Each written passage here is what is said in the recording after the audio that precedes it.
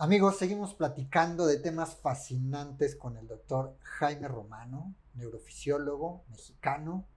Historias fascinantes que hemos tenido aquí con él, que ya ha compartido. Tienen que revisar los diálogos que hemos tenido en conjunto porque cada uno de ellos tiene su propio toque. Y hoy me parece que es importante, Jaime, que abordemos algo que se nos ha comentado y que con el mismo Uriel, que es nuestro productor, hemos estado conversando, y que es: ¿todas las personas deberían o deberíamos experimentar con psicotrópicos?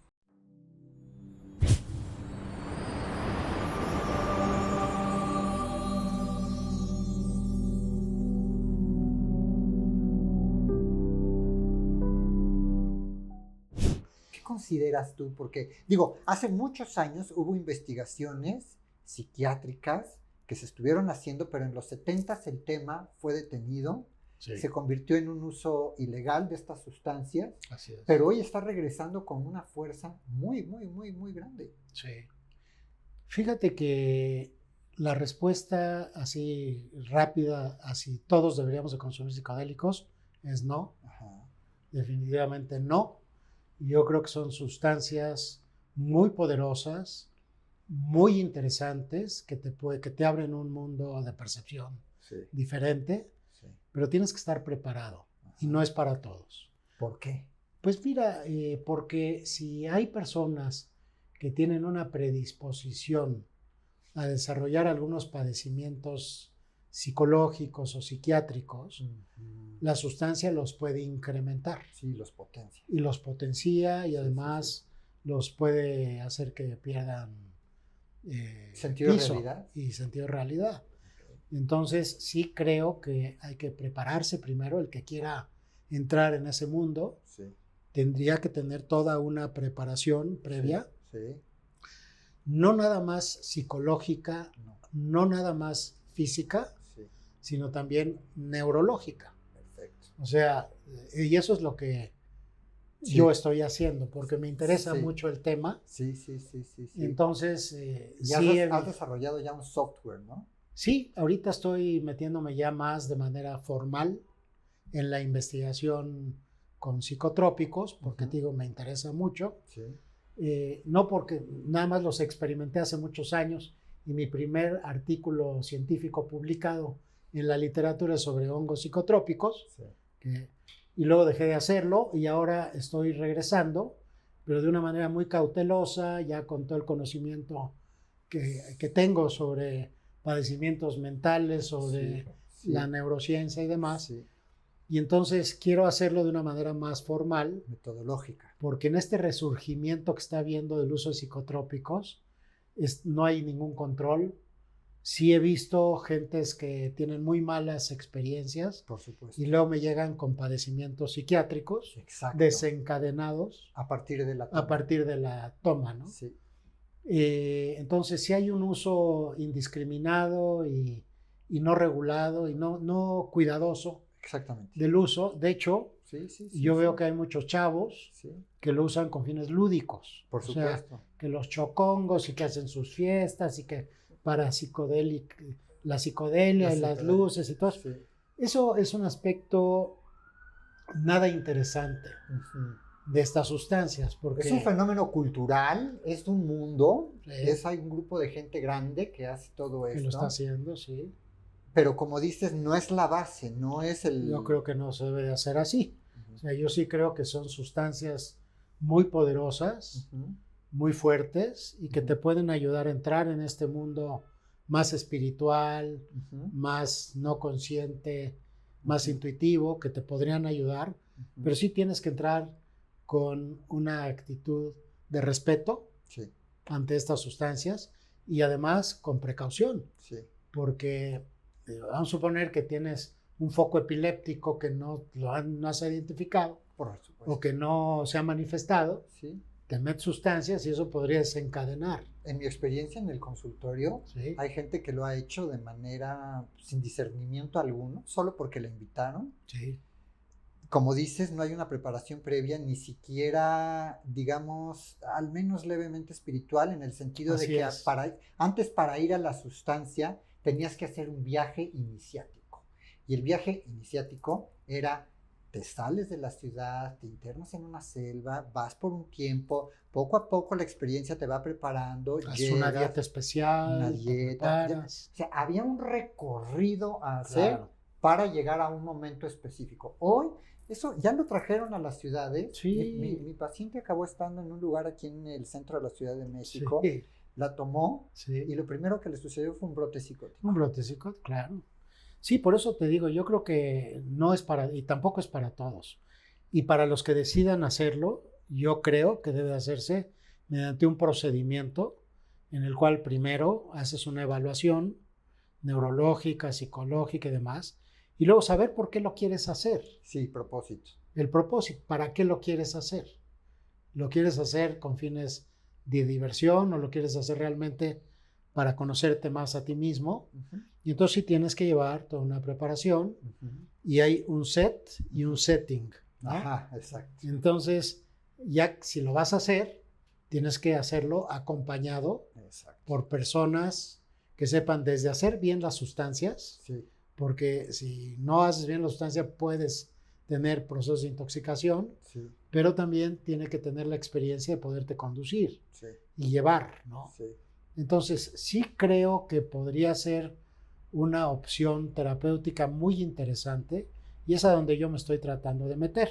Y para cada individuo, que es algo que yo he visto que no se regula luego en estas tomas grupales que se hacen, en general, no estoy hablando de grupos específicos, digo en general, en la cultura en general, como se está viviendo, no se tiene tampoco, todo lo que estás diciendo, la precaución ni el conocimiento para decir, sí. esta persona necesitaría esta dosis Claro. y esta otra dosis. Un cerebro puede aguantar más dosis, otro necesariamente menos. Sí, mira, lo que he visto es, por ejemplo, personas que han tenido 3 o 4 experiencias con psicodélicos y ellos ya se sienten con la capacidad de ser los que conducen a los demás, ¿no? Sí, se sienten los chamanes. Se autonombran chamanes. Chamanes, ¿no? Y entonces ahí la llevan. Entonces sí creo que es un mundo complejo, creo que hay que tomarlo con mucha precaución y como te decía, ya estoy iniciando. Por un lado, estamos ya haciendo un proyecto científico con el uso de microdosis de psilocibina, pero ya bien regulado, haciendo un electroencefalograma, aplicando una serie de baterías de pruebas y luego haciendo la experiencia y luego un seguimiento, pero ya científicamente controlado y también con macrodosis. Entonces desarrollé un software especializado para hacer proyectos de investigación dentro del campo de la salud mental. ¿En qué consiste el software? ¿Qué te indica? ¿Qué Mira, el software es un software administrativo de proyectos de investigación. Entonces, permite ya hacer los proyectos de una manera más precisa, pero lo interesante es de que voy a crear una base de datos de todo tipo de proyectos de investigación, tanto con macrodosis, microdosis, con psilocibina, con ibogaína, con mescalina, con todas las sustancias, pero ya teniendo toda la data y entonces entendiendo realmente cuál es el efecto de cada una de ellas, a qué nivel de la neuropirámide, si una activa la atención, si el otro activa la emoción, si el otro activa el mundo no consciente, etcétera, para entonces sí tener una base de datos muy grande que luego con inteligencia artificial pues voy a poder hacer correlaciones y entonces sí entender, ¿no? Y entonces hacer un uso de estas sustancias que sí creo que pueden ser extraordinarias desde el punto de vista terapéutico, pero bien llevado, ¿no? Ahorita tú dices bien llevado. ¿Hubo algún momento en el que esto estuvo mal llevado? Digo, entiendo lo que ya decíamos de los grupos que en general manejan esas sustancias en la actualidad, pero me refiero a antes. ¿Hubo algún momento por el que las sustancias dejaron de estar tan al alcance en el sentido médico? Los americanos pidieron que eso ya no se hiciera, que los psiquiatras no los utilizaran. ¿Hubo un mal uso o por qué sucedió eso? Mira, hubo un uso como siempre la ciencia al inicio pues empieza de una manera muy experimental sin entender qué es lo que está pasando. Y entonces hubieron personas, uno de ellos muy famoso fue el doctor Roquet, que usaba la técnica de la psicosíntesis, que yo sé que tú la usas pero de una manera distinta, ¿no? Lo que hacía Roquet era un psiquiatra, que me tocó ir a algunas de sus sesiones como observador, Sí. no como sujeto experimental, pero la sesión empezaba metiendo como a 15, 20 personas dentro de un cuarto pequeño, donde no había muebles ni nada, sino todos sentados en el suelo, y pasaba un poquito de música y algunas imágenes, y bueno, de repente agarraba a uno a uno le daba ketamina, y luego agarraba a otro y le daba LSD, y al otro le daba psilocibina y le daba toda una serie de cosas, porque la teoría que él tenía, y por eso se llama psicosíntesis, era de llevar a todas estas personas a extremos en que su mente se desestructuraba, porque luego les pasaba fotos de cuando eran chicos y demás, la gente lloraba, la gente entraba en estados prácticamente psicóticos, de desintegración de la psique, para que luego, en la medida que pasaba el tiempo, él trataba de irlos reconstruyendo y reintegrando. Por eso se llamaba la psicosíntesis. Pero no tenía ningún control. Sí, cuidado. Era considerado un poquito como cura, ¿no? Y la gente le besaba la mano y había toda una cuestión así mística alrededor. Sí. Y fue cuando se empezó a prohibir. De hecho, Roquet estuvo en la cárcel, lo metieron a la cárcel por usar todo este tipo de sustancias de una manera indiscriminada y no regulada. Y luego, no sé, hay muchos intereses creados. Yo no sé si también por cuestiones de las farmacéuticas, ¿no? Correcto. Que también, pues los laboratorios ahora se usa mucho los antidepresivos y varias sustancias. Que fíjate que yo como médico sí utilizo antidepresivos en algunos de mis pacientes, pero creo que el tema de depresión y ansiedad, sobre todo en nuestra época, está también basada en cuestiones psicosociales. Ahora los jóvenes que yo veo son jóvenes que no tienen aliciente para el futuro. Están viviendo un tema de anedonia, de no estar conectados con sus emociones, de no tener ilusiones a futuro. Creo que estamos en una etapa de transición como sociedad, falta de sentido. En mi época, y tal vez en la tuya, nuestras ilusiones eran tener el mejor coche, tener una casa, comprar una casa, tener a la familia, tener a los hijos, y ya todo estaba perfectamente estructurado, ¿no? Pero de un tiempo para acá, pues hay una crisis de valores. Sí. La tecnología ha entrado y entonces ya los valores se han ido La familia ya no es pulverizando. valor, por ejemplo. Ya no es un valor, la moral tampoco. Ya los chavos están todo el tiempo con los aparatos, ¿no? Y jugando cosas que no los llevan a ningún lado. Entonces sí creo que tenemos una crisis, ¿no? De valores, y eso produce adolescentes con problemas de identidad personal y sexual y todo lo demás, pero también produce mucho depresión y ansiedad. El índice de suicidios en adolescentes ha aumentado de una manera exponencial. Y entonces los antidepresivos son sustancias que ayudan a mejorar el estado de ánimo de las personas, pero no atacan el problema de raíz, porque el problema de raíz es un tema más psicodinámico y más psicosocial. Es ahí donde yo creo que estos psicotrópicos podrían entrar, pero de una manera más cuidadosa, porque el psicotrópico, además de que te permite entrar abajo de lo racional, es una experiencia espiritual. O sea, te permite estar más en contacto con lo espiritual y darte cuenta de la parte de la naturaleza, de estar más en contacto con... Entonces, yo creo que utilizados de esa manera los psicotrópicos para conectar a la persona con su mundo no racional, no consciente, pero sí más espiritual, es lo que está haciendo falta en nuestra época. Porque ya la gente no se cree en las religiones. Sí, no, hay mucha crisis. Hay crisis en las religiones, hay crisis de valores, hay crisis de... Y la gente crisis de espiritualidad, yo creo que es el tema. Porque la gente sí entra en una búsqueda personal, en una búsqueda de sentido, en una búsqueda espiritual. Nada más que ante la crisis también no sabes dónde y puedes ir a dar a lugares que tampoco son los mejores. Que no son los mejores. ¿No? Y ahorita que hablabas de la psicosíntesis, yo entré en contacto con la psicosíntesis en los 90s por un entrenamiento en temas transpersonales que fui a hacer al desierto de Nuevo México en un lugar que se llama la Escuela Niyogni para la Conciencia Global, con Chris Griscom.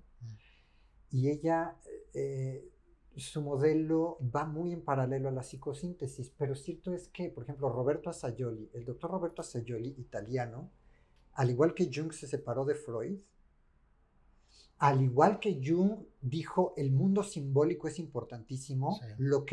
Porque él y Jung comentaban, uno en Suiza, el otro en Italia, y compartían, y decía, es importante esta propuesta del inconsciente colectivo, pero el mismo Assagioli, que eran los años en los que los yogis de India empezaban a venir, los sufis, claro. Empezaban a llegar al continente Exacto. europeo, y entonces Assagioli decía, esta gente nos está hablando de ciertos estados de conciencia que nosotros no tenemos mapeados.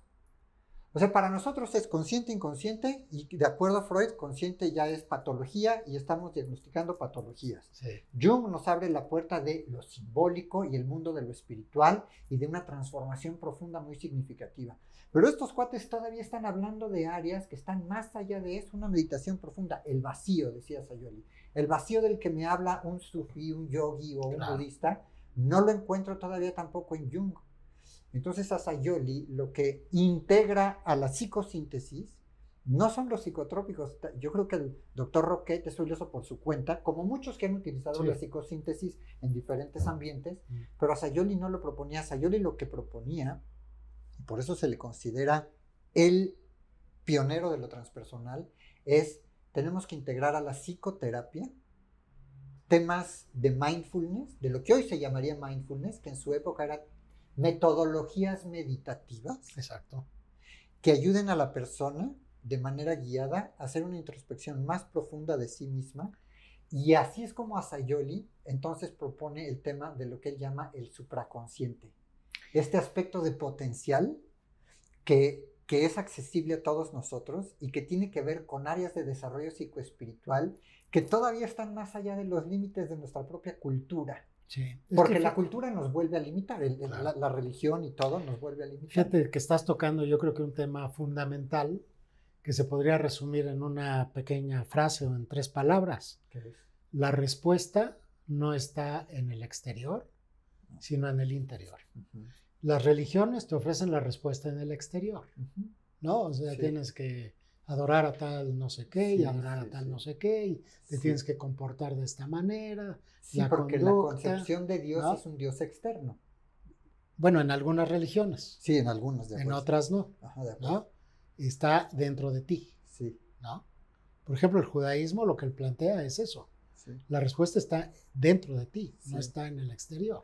Sí, pero también es el judaísmo en la parte más mística, ¿no? En la parte mística, sí, porque también hay un judaísmo que se queda en la parte de la forma. Igual que el cristianismo o que el islam, que se quedan claro, en formas, en las y formas dogmas, y no pasan dogmas, a la mística, que es el conocimiento interno. Así es, que el budismo te mete más ahí. Directo. Ahí está más en el budismo, ¿no?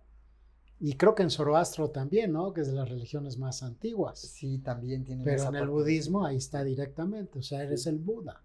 Tienes que meterte dentro de ti, buscar la respuesta dentro de uno mismo, ¿no? Y es ahí donde creo que los psicotrópicos podrían, pero otra vez con mucho cuidado, con unos guías que realmente te lleven a descubrir esa parte espiritual, simbólica, y no hacerlo de manera lúdica y a lo pendejo, perdón, por decirlo tan claro, ¿no? Sí, totalmente. Y no, tal vez no sea el camino de todos. No es el camino de todos. Eso definitivamente no es el camino de todos. Hay mucha gente que funciona muy bien en la parte racional y también está bien. Sí, pero también no toda la gente tiene que meterse a búsquedas espirituales. Y los que quieren hacer su búsqueda espiritual no a través de estos enteógenos y estas sustancias psicoactivas que hay en la naturaleza. Sí, hay muchos métodos. Claro, hay metodologías de meditación sí, claro, y de prácticas también, psicoespirituales muy antiguas. Claro, que también puedes ir por ese camino. Sí. Y sí creo que el uso ya de estas sustancias tiene que ser muy cuidadosa, muy seleccionada y con objetivos muy precisos. No dejen de seguirnos y de seguir también dialogando con nosotros, amigos, porque estos temas son inagotables. Nos podríamos quedar aquí la vida entera conversándolos, pero como todo, necesitamos también digerir al menos lo que estamos ahorita conversando. Síganos, dejen sus comentarios. Importante, hemos ya dicho en anteriores también espacios que queremos regalar el manual de la neuropirámide. Prometo preparar ya el manual y sí, nada más hay que ver a quién y cómo se lo mandamos, ¿no? Por supuesto. Yo no sé cómo lo vamos a hacer, pero bueno, aquí Uriel, que es nuestro productor, nos va a ayudar con eso. Perfecto. Amigos, suscríbanse aquí a nuestro canal, La Neuropirámide de Romano, con el doctor Jaime Romano. Mi nombre es Alberto Calvet y nos despedimos de ustedes en esta ocasión.